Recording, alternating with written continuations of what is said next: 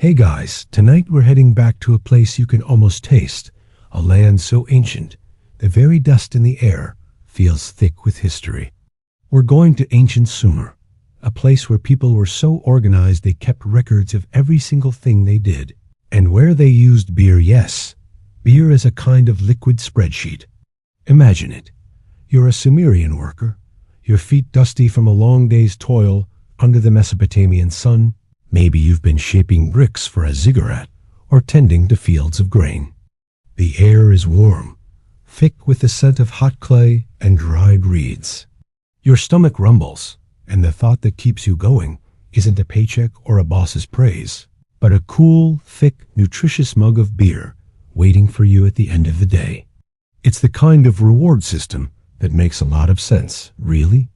You probably wouldn't survive a single week there without a proper beer ration. Let's be honest.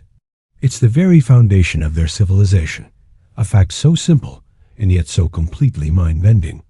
So before you get comfortable, take a moment to like the video and subscribe, but only if you genuinely enjoy what I do here. If you're already in bed, maybe just a gentle tap of the thumb will do. And if you're feeling up to it, let me know in the comments where you are in the world and what time it is for you. Now, dim the lights, maybe turn on a fan for that soft background hum, and let's ease into tonight's journey together. You're standing on the banks of the Euphrates River, watching the sun set over the city of Uruk, with its massive mud brick walls and the great temple of Anu rising in the distance. This is the birthplace of civilization as we know it, a bustling hub of human innovation. And in the center of it all is something so fundamental it's almost invisible. The daily consumption and record-keeping of beer. Forget gold, forget precious gems.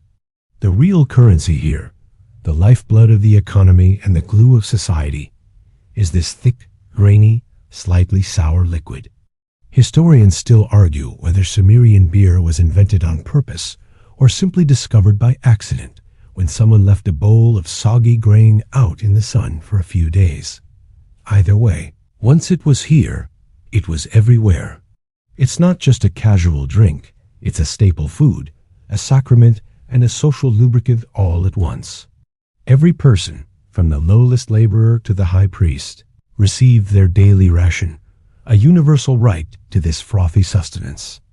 It was baked into the fabric of life, a part of your daily wages, a form of tribute, and a ritual offering to the gods.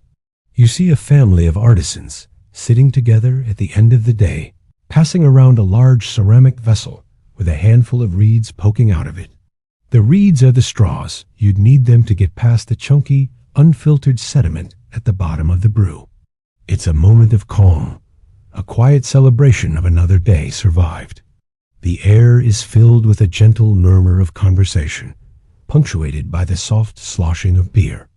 You can almost hear it. It's the sound of a civilization running smoothly, thanks to a very simple, very reliable system based entirely on fermented grain. The fact that their entire system was so intertwined with this one drink, this one seemingly simple product, is a testament to its importance. It's a truth that seeps into every aspect of their culture. It's in their laws, in their mythology, and especially in their records. You wake up in what feels like a cool, dim adobe house. The sunlight is just beginning to filter in through a small opening in the wall, and the sounds of the city are a distant hum. This isn't a leisurely morning, though. You're a Sumerian, and your day is governed by the sun, the seasons, and most importantly, the dictates of the temple and the king. There's no hitting a snooze button or checking your phone for the time. Your schedule is set by ancient rhythms. You might be a baker, a farmer, or a scribe in training. Your work is hard, physical, and starts early. But before you even consider heading out, you know there's something waiting for you, a fundamental part of your morning ritual. As essential as brushing your teeth might be to you now, a small cup of beer. You're not drinking this for a buzz. You're drinking it for breakfast. The beer is thick and nutritious, filled with the very grain it was made from. It's a good source of carbohydrates, and its mild fermentation makes it safer to drink than the often questionable local water. You've got to remember that water sources were frequently contaminated by a wide variety of things, including the waste from domesticated animals and, well, everything else. So, a thick, slightly alcoholic gruel was a much better bet. It's almost like a prehistoric protein shake, if you can imagine that. You feel the energy it provides, the gentle warmth spreading through your stomach, and you know you're ready to face the day's labor. As you leave your humble home, you step out into the dirt streets of Uruk. The city is waking up around you. You see your neighbors, some headed to the fields, others to the bustling market. Everyone seems to be carrying something. A basket of dates, a jar of grain, or perhaps, most commonly, a small clay bowl. You know what's in that bowl.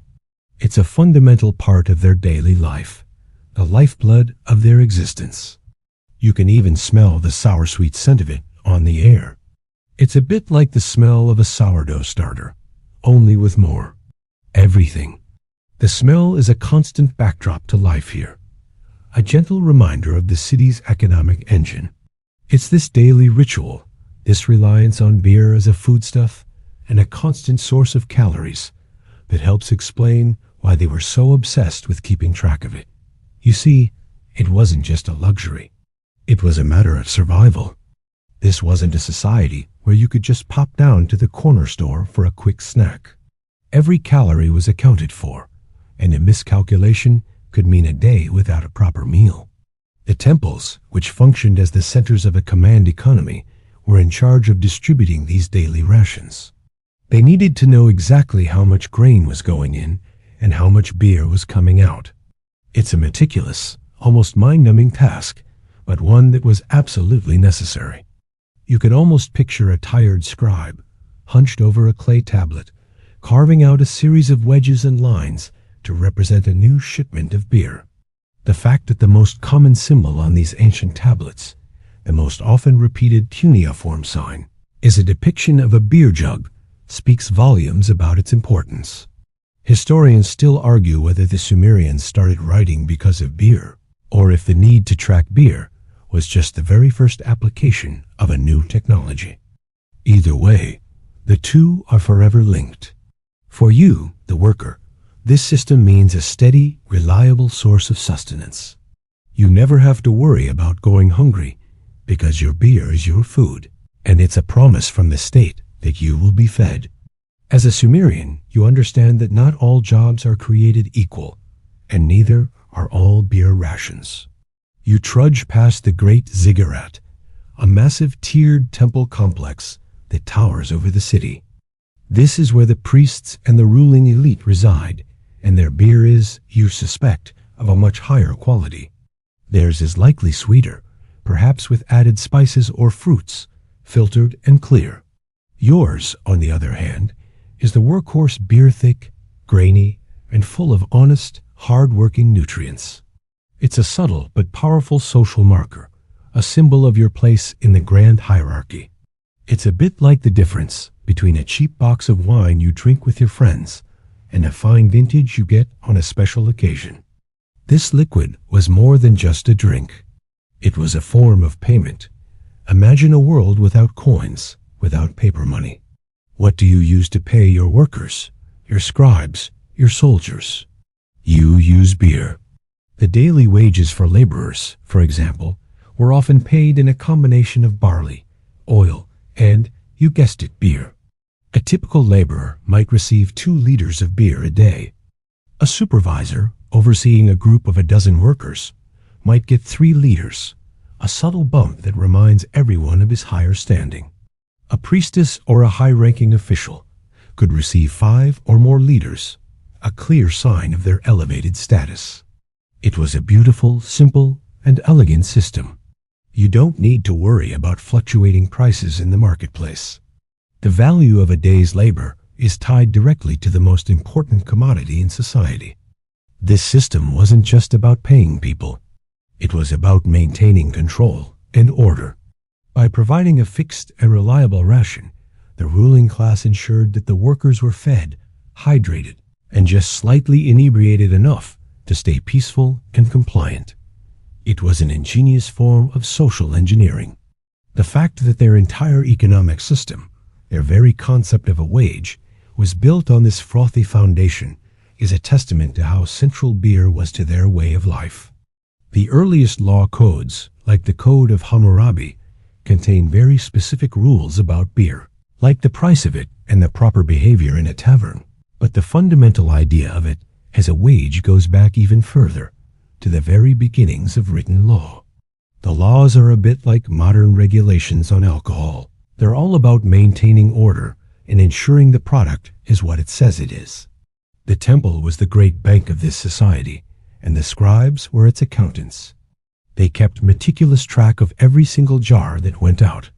You could go to the temple and receive your daily ration, and they would make a small mark on a clay tablet to record the transaction. It's not a complicated system, but it required an incredible amount of diligence and organization. The scribes were the unsung heroes of this system, making sure everyone got what they were owed. This is a society that, for all its innovations and grand temples, was built on a foundation of beer. It's a very strange thought, isn't it? To think that the very first civilizations were not built on gold or diamonds or even oil, but on a simple fermented grain. The next time you see a beer, remember that it's a direct link to the very beginnings of human civilization, a liquid that paid wages, fed the hungry, and helped build the first great cities. It makes you look at that humble bottle in a whole new light. The real hero of the Sumerian story isn't the king or the high priest, but a tired scribe hunched over a lump of wet clay. Imagine you are one of these scribes, an apprentice perhaps, learning the intricate art of cuneiform. You're not just writing epic poems or royal decrees. You're doing the most mundane, yet most important, accounting of the day. You're a beer accountant. The sun streams into the temple treasury, illuminating the dust motes dancing in the air, and the smell of fermenting grain is a constant background note. Your task is to track the flow of beer from the brewery to the people. You pick up a small rectangular lump of wet clay, smooth it with a flat stick, and get to work. Your stylus, a sharpened reed, makes a clean wedge-shaped impression in the soft surface. This is the world's first data entry. You're not just making a mark. You're creating a permanent record, a receipt for a liquid transaction. This is a mainstream historical fact that is often overlooked in favor of more dramatic events. The reason we have these records at all is because of the sheer volume of beer being moved around the city. One tablet might record a simple transaction. One person, one bowl of beer. You press the stylus into the clay, leaving a series of marks that represent the quantity and the recipient. Another tablet might be a more complex inventory, a list of all the different types of beer and who is entitled to how much. It's a surprisingly detailed system. One quirky fringe tidbit you might come across in these records is the frequent mention of beer bread or beer cakes. This isn't a food item made with beer. It's the thick, half-baked barley loaves that were intentionally used as the base for the fermentation process. So, they're literally keeping track of the ingredients for the beer, too. The accounting is incredibly granular. Historians still argue whether the Sumerian economy was truly centralized and controlled by the temple, or if it was a more flexible system with a mix of public and private enterprise. The vast number of beer tablets, however, suggests a strong, centralized hand guiding the distribution of this essential commodity. You can picture the head scribe, his brow furrowed with concentration, double-checking the figures before the tablet is fired in a kiln, making it a permanent record for all time. These clay tablets, which are so casually writing on, are the reason we know so much about Sumerian life. They are the world's first receipts, ledgers, and inventory logs. They tell us what people ate, what they earned, and how their society was structured. And the most common item in those ledgers is beer. It's a reminder that great innovations often come from very simple, practical needs. The need to keep track of who got their beer ration led to the development of written language, one of the most important inventions in human history. This is the beauty of boring history. It's not about battles or grand conquests. It's about the small, daily rhythms of life. It's about a scribe, a lump of clay, and a simple need to make sure everyone got their daily sustenance. It's about the quiet, meticulous work that built a civilization from the ground up, one transaction, one wedge-shaped mark at a time. The world's first spreadsheets weren't on a computer. They were right here in your hands, made of mud and filled with the data of daily beer consumption. The city of Uruk is a hub of activity, a symphony of sounds and smells. But the most important gathering places aren't the temples or the marketplaces. They're the taverns. Imagine yourself stepping through a low doorway into a dimly lit room. The air is thick with the scent of fermented barley, and the gentle murmur of conversation fills the space. This is a Sumerian tavern, and it's unlike any pub or bar you've ever been to. It's not just a place to drink. It's the social nexus of the city, a place where business is conducted, news is exchanged, and a lot of daily life happens. You see people from all walks of life gathered here. A group of laborers, their hands still caked with mud, sit at a low table, sipping from shared pots with long straws. A merchant haggles over the price of a shipment of grain with a farmer. The tavern keeper, usually a woman, moves with purpose and authority, a powerful figure in her own right. This is a mainstream historical fact that is often surprising to modern listeners. Tavern keepers, or Sabinum, were almost always women, and they were often independently wealthy and influential members of their communities. It's a fun, quirky tidbit, to be honest. The Code of Hammurabi, a few hundred years later, even has specific laws regulating the behavior of these women and the prices they can charge, which tells you just how important and common they were. They were the queens of commerce in these tiny establishments. The atmosphere is less raucous than you might expect. This is not a place for getting rowdy. The beer is low in alcohol and high in sediment and nutrients, making it more of a meal than a simple drink. You're not looking to get drunk. You're looking to get sustained. The gentle buzz you might feel is more a byproduct of the calories than the alcohol content. You're here to relax, to reconnect with your community, to share stories of your day, and to gossip about your neighbors. It's a bit like the ancient equivalent of going to a cafe to work on your laptop and people watch, except you're just using a reed straw to get to your lunch. The tavern also served as an important social safety net. If you were a traveler, a tavern might be the only place you could find a bed and a meal. It was a place for strangers to meet, for agreements to be sealed with a shared drink, and for disputes to be settled peacefully. It was a place of community, a place where everyone, regardless of their social standing, could come together under one roof, united by their shared need for this simple drink. Historians still argue whether the dominance of female tavern keepers was a holdover from an earlier, more matriarchal society, or if it was simply a practical arrangement where women, who were traditionally in charge of domestic production, naturally extended their expertise to the production and sale of beer. Either way, these women were integral to the social and economic fabric of Sumerian life. They were the center of the community, and the beer they served was the reason everyone gathered. It's a simple, elegant system, and it all goes back to that thick, nutritious beer. Now, let's step into the brewing process itself. You might assume that making beer was a complex, almost magical process, but in ancient Sumer, it was just another part of the domestic routine, like baking bread or weaving cloth.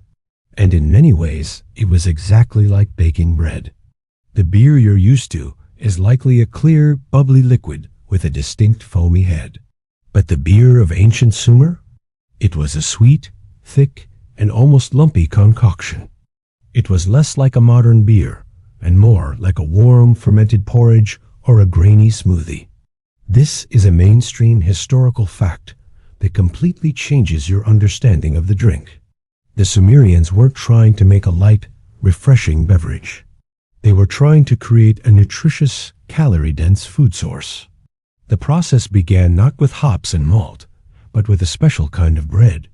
Imagine baking small, slightly burnt loaves of barley bread. These weren't for eating. Instead, you'd crumble them into a large ceramic vat of water. Then you'd add some sprouted barley, the malt, and let the natural yeasts in the air do their work. A strange, slightly sweet and sour aroma would fill the air as the mixture began to ferment. The process was unscientific and depended on a bit of luck and the natural environment. The result was a brew that was low in alcohol, maybe only 3% to 4%, but high in nutrients and essential vitamins. This is a quirky fringe tidbit. A lot of modern scholars now believe that the Sumerian beer had so many nutrients that it might have been an important source of vitamins and minerals that were otherwise hard to come by in their diet. It was a liquid health drink, in a way. The problem, of course, was all that leftover grain and sediment. The mixture was thick and unappealing to drink straight from the vessel. This is where the long reed straws came in.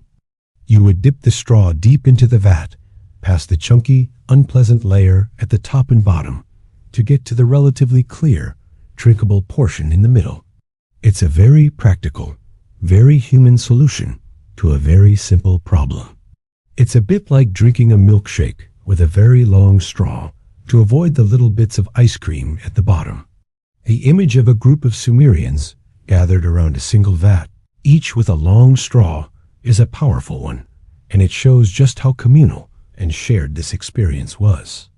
Historians still argue whether Sumerian brewing was a truly specialized craft or a widespread domestic practice. Evidence suggests a bit of both. Large-scale temple breweries for mass distribution and smaller, home-based production for personal use. Regardless of the scale, the fundamental process was the same. The Sumerians had figured out a way to turn simple grain into a stable, portable food source that could sustain their population and build their empire. They were the world's first industrial brewers, and their product was more important than any other. The next time you see a beer, remember that it's a descendant of this grainy, thick concoction. The long, winding road of human history, from the first cities to our modern world, is paved with a lot of interesting inventions, but few are as fundamental and as long-lasting as this one. It's the drink that built a civilization, one thick, lumpy, nutritious sip at a time. You can almost feel the weight of these truths as you stand in the quiet museum hall of your mind, gazing at a small clay tablet etched with the wedges of a long-dead language. The marks tell a story of a day's wages, a ration of beer, a small detail in a long-lost life. But that small detail is a direct line, a single thread of continuity that stretches from this moment all the way back to the dawn of civilization. The Sumerian obsession with record-keeping, and specifically with beer, wasn't just a quirky habit. It was the very foundation of their legacy. They had a complex society, a system of government, a form of commerce, and a religion that all relied, in some way, on this simple liquid. The legacy of Sumerian beer is everywhere, even if we don't realize it.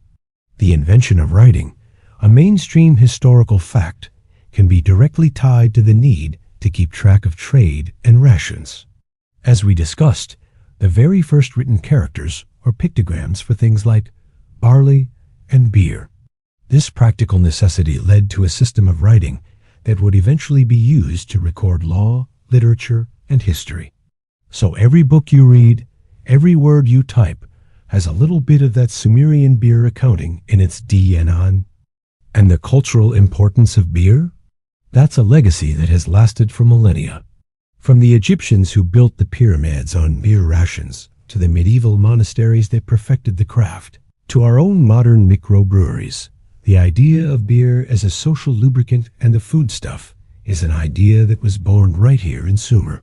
It's a quirky, fringe tidbit, but some researchers have even suggested that the ritual of toasting, or raising a glass to another person, is a distant echo of the ancient practice of sharing a communal vat of beer, a sign of trust and camaraderie. you're not just drinking a beverage.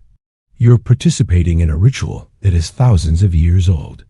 Historians still debate whether beer or bread was the primary driver for the domestication of grain and the transition to settled agricultural life. Was the need for a reliable food source the catalyst for agriculture? Or was it the desire for a mind-altering, socially unifying beverage? We may never know for sure, but what is clear is that these two things, bread and beer, were inextricably linked, and they were the very fuel for the engine of civilization. As you step away from the imaginary hall, you can feel the quiet satisfaction of a world that made sense. A world where every person had a place and a purpose. A world where a simple pot of fermented grain was the glue that held everything together. It's a testament to human ingenuity, a reminder that the most profound and lasting changes in history often come from the most humble and mundane beginnings. The history of beer isn't just about a drink, it's the history of us. The hum of the fan and the quiet of the room are all that's left now. The Sumerian city is fading, the clay tablets are turning to dust, and the long reeds are silent. The gentle murmur of the ancient world is just a soft echo in your mind, a story told in whispers. You can let it go now. You are safe and warm and still. The past has done its job. It has calmed your thoughts and soothed your mind, leaving only the quiet afterglow of a journey well taken. There's nothing left to worry about. The world is a calm place, and you're just a small part of its long, quiet history. Just breathe deeply now, and let it all drift away. Sweet dreams.